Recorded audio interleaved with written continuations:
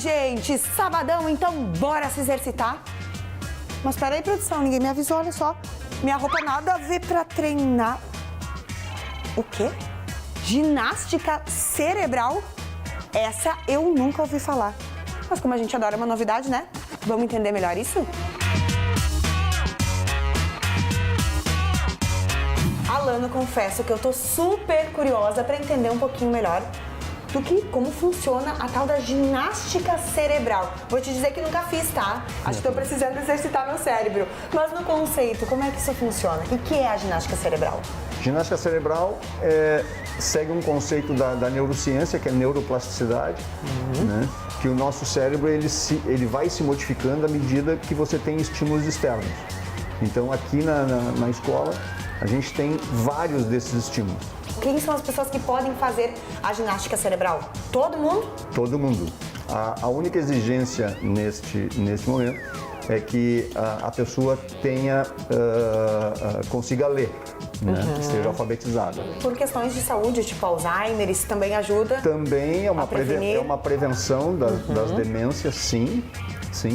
E alguns neurologistas, inclusive, têm recomendado o Supera para pessoas que lamentavelmente já tiveram o diagnóstico de Alzheimer na sua fase inicial. Eles também recomendam a atividade cognitiva para impedir com que a doença progrida muito rapidamente. Tô curiosa, pelo menos assim, alguns exercícios. Podemos me testar um pouquinho? Sem dúvida. Ver na prática como é que funciona essa tal de ginástica cerebral? Sem dúvida, sem Pode ser dúvida. agora, Lano? Vamos lá. Antes que eu desista, tá? Vamos lá.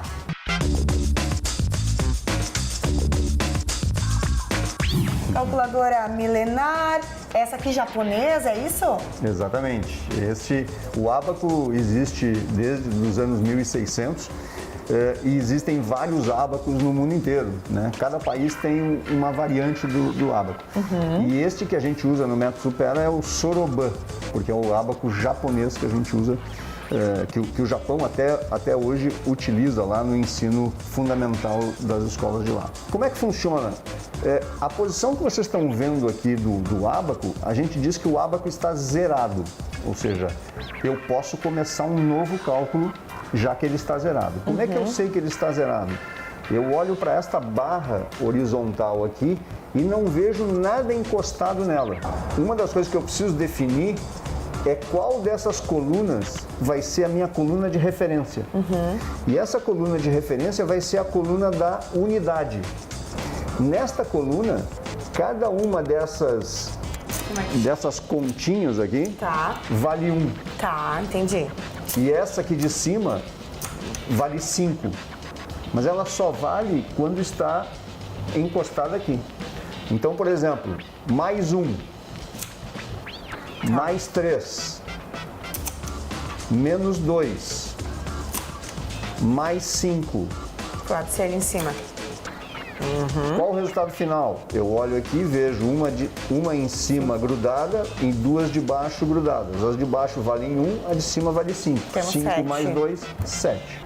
Vou fazer um pequeno teste, vamos ver se eu... Agora tu tem que decidir qual dessas colunas vai ser a tua coluna da unidade, a tua coluna de referência. Qualquer que seja ela. Eu posso ser mais simples e pegar essa aqui, a primeira, tu essa pode, minha unidade? Só que se tu escolheres essa aqui, tu não vai ter dezena, nem centena, nem milhar, porque seria para a esquerda.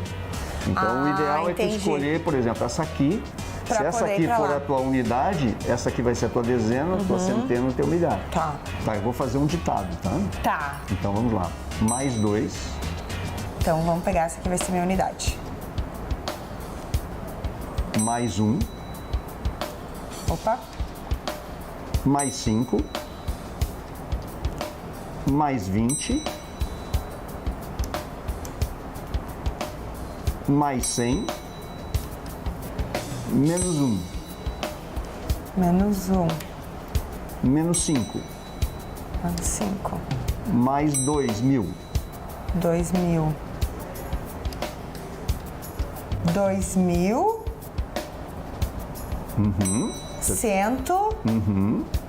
122. Exatamente. 2.122. Exatamente. Gente, o segundo desafio que eu recebi aqui se chama Torre de Hanoi. É esse jogo aqui que exige muita concentração, estratégia. Assim, eu vou ter que simplesmente fazer essa torre aqui, levá-la até aqui, fazer igualzinha. Só que para isso eu só posso mexer uma peça por vez e nunca posso colocar uma peça maior em cima de uma menor. Então, é isso mesmo? Então vamos ver se eu vou conseguir.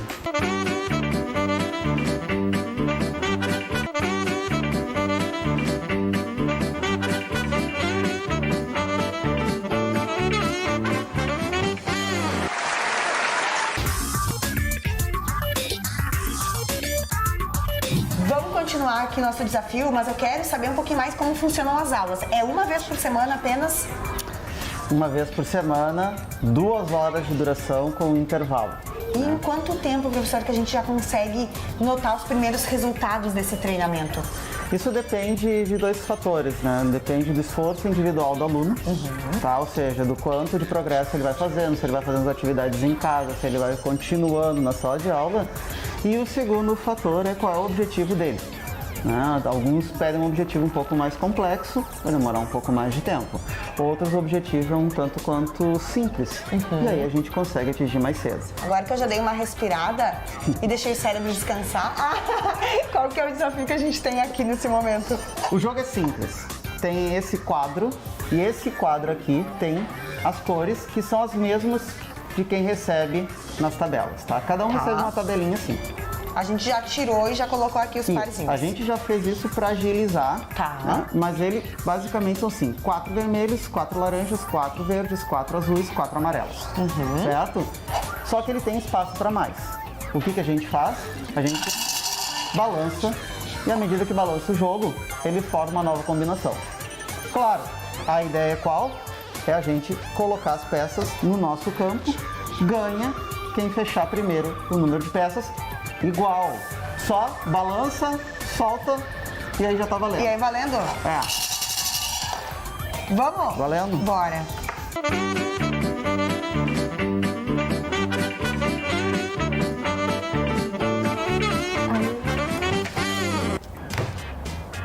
E aí? Ganhei. Ai, ganhou, mas foi por pouco? Ou foi por Foi, feio? Como é que nossa, foi aí? não. Vamos colocar aí em VAR. Mostra pra nós o resultado. Quantos segundos de diferença? Não, Mas não. vamos ver se tá certo agora, Bora, porque não vai. adianta montar, né? Só confere. Não, coisinha. Ó, eu errei. Aí tu errou onde? Errei um aqui. E tu errou de propósito. Não. Tu inverteu aqui esses dois. Não, que isso. A gente tá triste. A gente deixa de vez em quando. Gente, ganhei! Tem mais algumas dicas, assim, práticas que tu queria dar para as pessoas que estão em casa? Trocar o relógio de pulso, por exemplo, colocar os tênis no escuro. Isso é uma coisa engraçada, mas é real. Nós utilizamos demais a visão para umas coisas que às vezes não precisa. Então nós podemos utilizar outros sentidos, exercitar outros sentidos. Tem uma coisa que muitos da culinária fazem, que é experimentar uma determinada comida sem olhar para saber o que é, para tentar identificar o que tem ali dentro. Tipo às cegas, uma degustação às cegas. Utilizar exatamente o cheiro, o olfato, utilizar o paladar, utilizar a própria textura, o próprio peso. O que é isso? É um doce, não é? Um salgado? Exercitar os sentidos que a gente tem. Quanto mais eu incentivar os sentidos, mais condições eu tenho de criar novos campos, novas ideias, novas condições e assim por diante. Então é o seguinte, galera, desafio feito. Vocês aí de casa façam e depois nos mandem mensagens nas redes sociais contando como é que foi esse desafio e o que mudou na rotina de vocês.